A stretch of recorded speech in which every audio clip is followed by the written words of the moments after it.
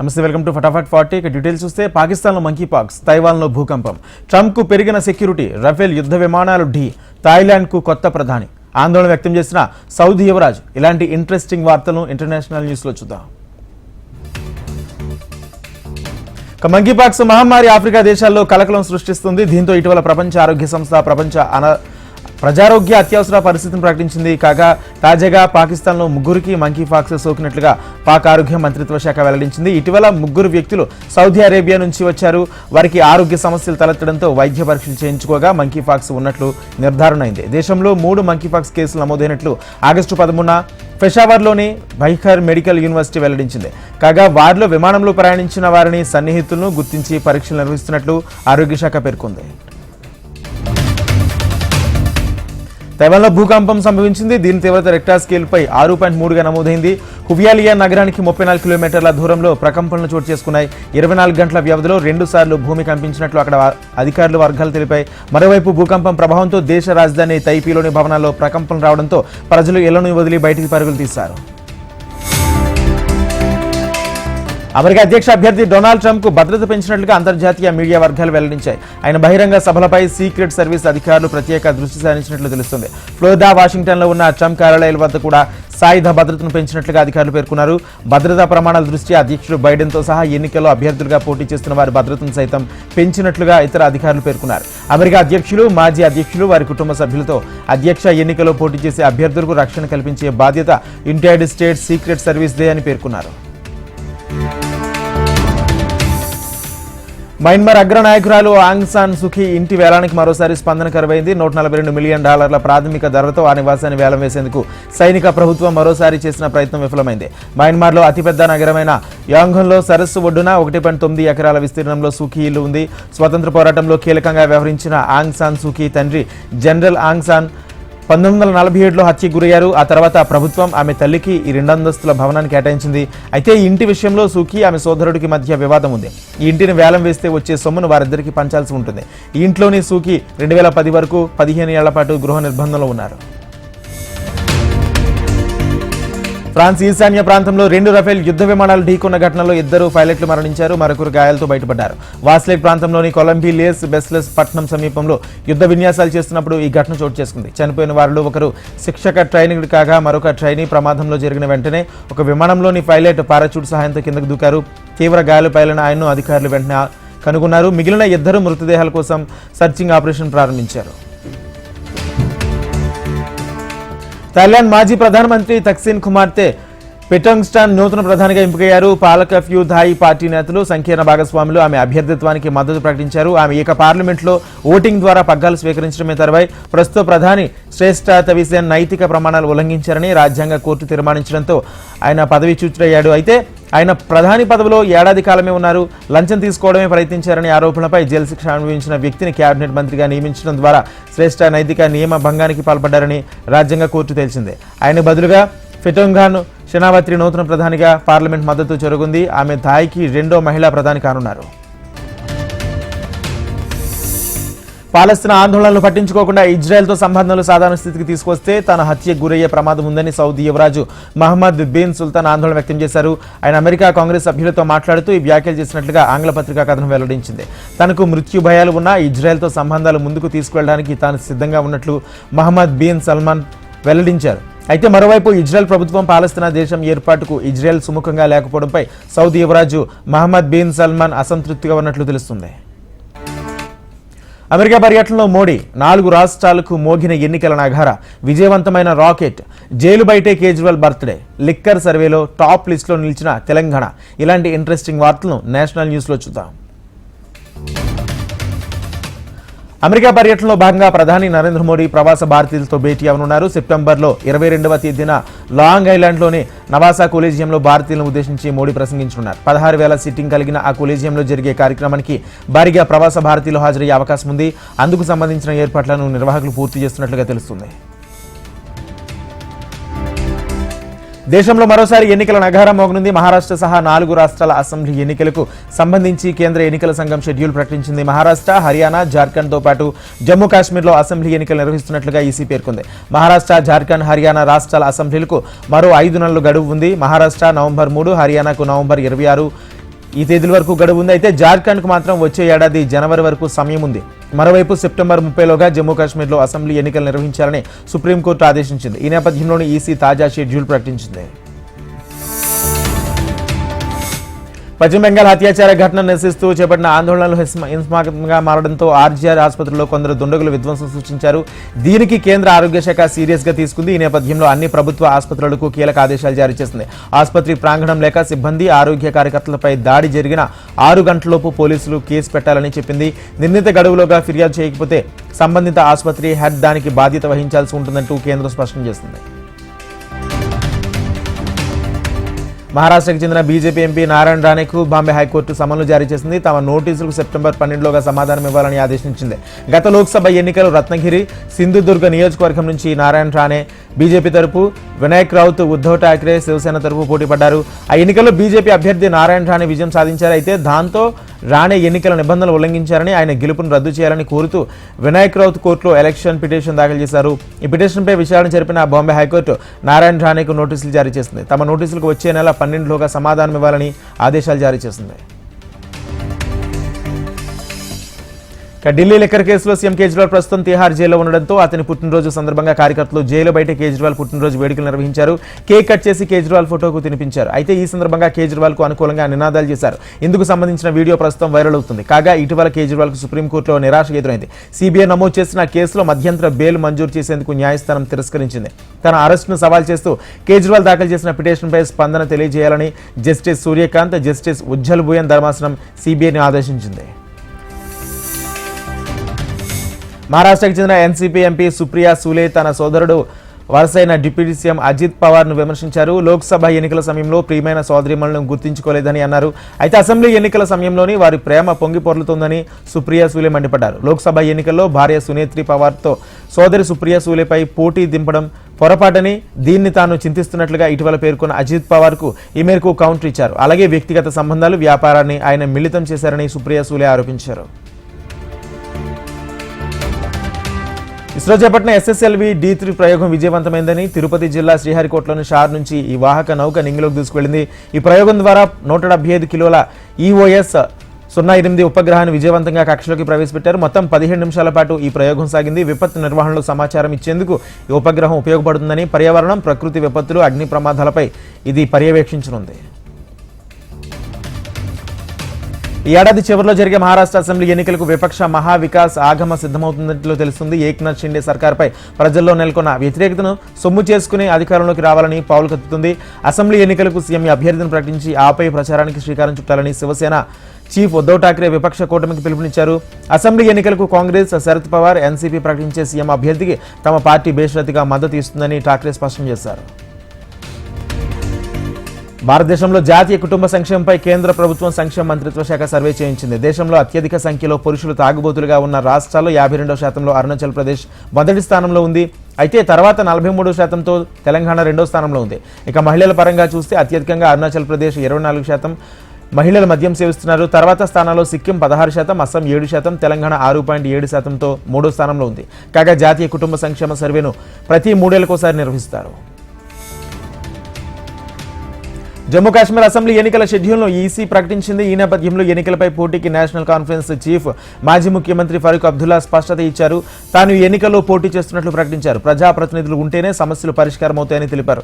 ప్రస్తుతానికి అయితే national conference ఒంటరిగా ఎన్నికలకు వెళ్లాలని అనుకుంటుందంటూ తెలిపారు. ఇతర పార్టీలు పొత్తులతో ఎన్నికలకు వెళతాయా లేదా అనేది తమకు తెలియదని ఫరూక్ అబ్దుల్లా తెలియజేశారు. ఫాక్స్కాన్ ప్రతినిధి బృందంతో రేవంత్ రెడ్డి భేటీ, ఎమ్మెల్యేల ప్రమాణ స్వీకారం, కేటీఆర్కు నోటీసులు ఇచ్చిన ఉమెన్స్ కమిషన్, ఇక బీఆర్ఎస్పై బండి సంజయ్ సంచలన వ్యాఖ్యలు. ఇటువంటి వార్తలు తెలంగాణ న్యూస్లో చూద్దాం. ఢిల్లీ పర్యటనలో ఉన్న ముఖ్యమంత్రి రేవంత్ రెడ్డితో ఫాక్స్కాన్ చైర్మన్ యాంగ్ లియు నేతృత్వంలోని ఫాక్స్కాన్ ప్రతినిధుల బృందం సమావేశమైంది. ఈ సందర్భంగా హైదరాబాద్ నగరానికి ఉన్న చరిత్ర, పారిశ్రామిక సంస్థల విస్తరణకు ఉన్న అనుకూలత, అద్భుతమైన వాతావరణ పరిస్థితులు సీఎం రేవంత్ రెడ్డి ఫాక్స్కాన్ బృందానికి వివరించారు. తెలంగాణ జనసమితి అధ్యక్షుడు కోదండరాం, అమీర్ అలీ ఖాన్ ఎమ్మెల్సీలుగా ప్రమాణ స్వీకారం చేశారు. వారితో మండలి చైర్మన్ గుత్తా సుఖేందర్ రెడ్డి ప్రమాణ స్వీకారం చేయించారు. గవర్నర్ కోటలో ఎమ్మెల్సీలుగా కోదండరాం, అమీర్ అలీ ఖాన్ బాధ్యతలు చేపట్టారు. ఈ కార్యక్రమంలో మంత్రులు పొంగులేటి, పొన్నం తదితరులు పాల్గొన్నారు. తాను ఎమ్మెల్సీ కావడంతో ఉద్యమకారులు సంతోషంగా ఉన్నారని కోదండరాం అన్నారు. ఎమ్మెల్సీగా అవకాశం ఇచ్చిన ముఖ్యమంత్రి రేవంత్ రెడ్డికి కృతజ్ఞతలు తెలిపారు. దీన్ని అదనపు బాధ్యతగా మాత్రమే భావిస్తున్నట్లు తెలిపారు. ఉద్యమకారులు, అమరవీరుల ఆకాంక్షల మేరకే పనిచేస్తామని తెలియజేశారు. అనేక మంది బలిదానాలు చేయడం వల్లే తాము ఈ స్థానంలో ఉన్నట్లు పేర్కొన్నారు. రైతు రుణమాఫీ పేరుతో కాంగ్రెస్ ప్రభుత్వం ప్రజలను మోసం చేసిందని బీఆర్ఎస్ వర్కింగ్ ప్రెసిడెంట్ కేటీఆర్ ఆరోపించారు. కేవలం 22.37 లక్షల మంది రైతులకు 17,934 కోట్ల మాత్రమే రుణమాఫీ చేశారని విమర్శించారు. రాష్ట్ర వ్యాప్తంగా రుణమాఫీ 40% మాత్రమే పూర్తి చేశారన్నారు. రుణమాఫీలో అనేక కటింగ్లు పెట్టారని, 1.25 లక్ష కొర్రీలు, ఆంక్షలు విధించారు. సీఎం కంటే కటింగ్ మాస్టర్ల తయారయ్యారు. డిసెంబర్ 9 నుంచి ఆగస్టు 15 వరకు రుణమాఫీని జాప్యం చేశారు. బ్యాంకులకు 9 నెలల వడ్డీ ఎవరు కడతారు?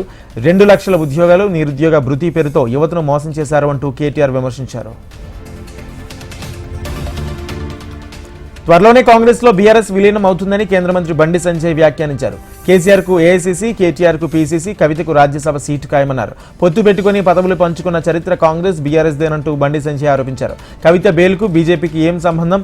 బీఆర్ఎస్ ను విలీనం చేస్తే బెయిల్ వస్తుందన్నడం మూర్ఖత్వం. కవిత బెయిల్ విషయంలో కావాలని బీజేపీపై కాంగ్రెస్ దుష్ప్రచారం చేస్తుంది. కాళేశ్వరం ఫోన్ ట్యాపింగ్ కేసులో కేసీఆర్, కేటీఆర్ ను ఎందుకు అరెస్టు చేయట్లేదంటూ బండి సంజయ్ ప్రశ్నించారు. భద్రాద్రి జిల్లా పురుషోత్తపట్నం రామాలయం భూములు అక్రమాలకు వివాదం ఘర్షణకు దారితీసింది. ఆలయ భూములు ఆక్రమించుకున్న వారిపై ఇప్పటికీ పలుమార్లు వివాదాలు తలెత్తగా ఇవాళ రెవెన్యూ అధికారులు, రామాలయ అధికారులు ఆక్రమణలపై దాడికి దిగారు.